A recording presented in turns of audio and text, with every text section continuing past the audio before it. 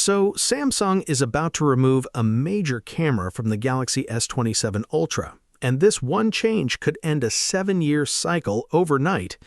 Now on paper, this looks like a downgrade, but at this point, this isn't just about the Ultra. This is Samsung completely changing their strategy. And yeah, it starts to look almost identical to Apple's. And the craziest part, what Qualcomm just confirmed changes everything. So let's get into it.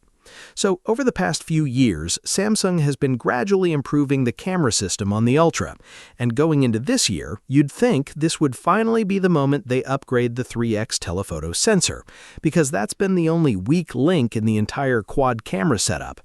But in reality, the exact opposite is about to happen, because according to Ice Universe, instead of upgrading it, Samsung is about to remove it entirely. That means the S27 Ultra could drop down to just 3 cameras. And if that happens, this doesn't just change the camera, it ends a 7-year cycle overnight.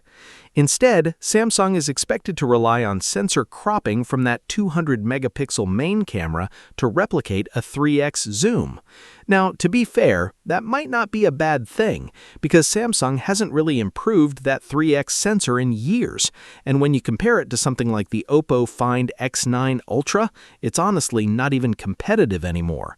So yeah, on the surface, this looks like a downgrade, but it might actually be something much bigger, because this is Samsung quietly restructuring the Ultra lineup.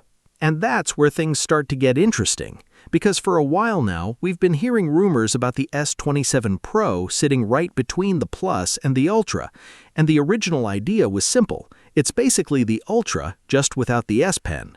But here's the problem. If you remove the S Pen, what's really left? Because let's be honest, even Samsung knows most people don't even use it. And that's exactly why this camera change matters, because now Samsung finally has a real way to separate the Pro and the Ultra.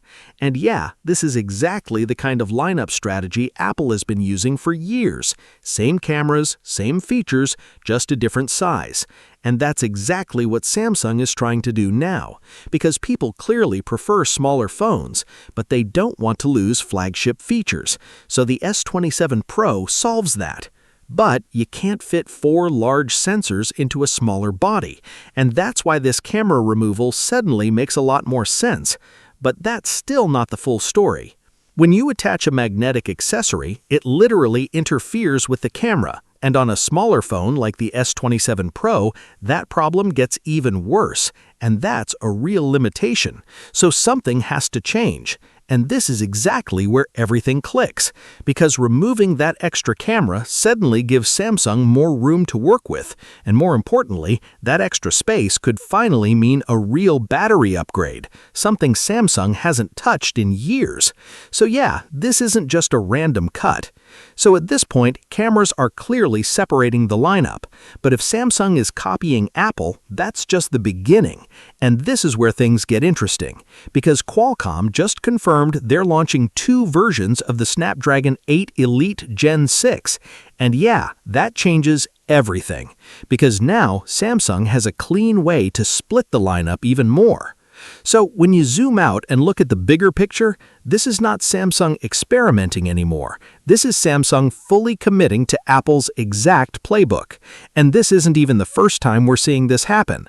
Last year, we heard rumors about the iPhone Air, and Samsung came out with the S25 Edge. Then we started hearing about the iPhone Ultra with that new passport-style design. And now, Samsung is already planning 2-fold variants. And now, Apple is preparing a camera feature for the iPhone 18 Pro Max. And yeah, Samsung will follow that too with the S27 Ultra. We want you to stay with us by subscribing and share your valuable feedback through comments. See you in the next video.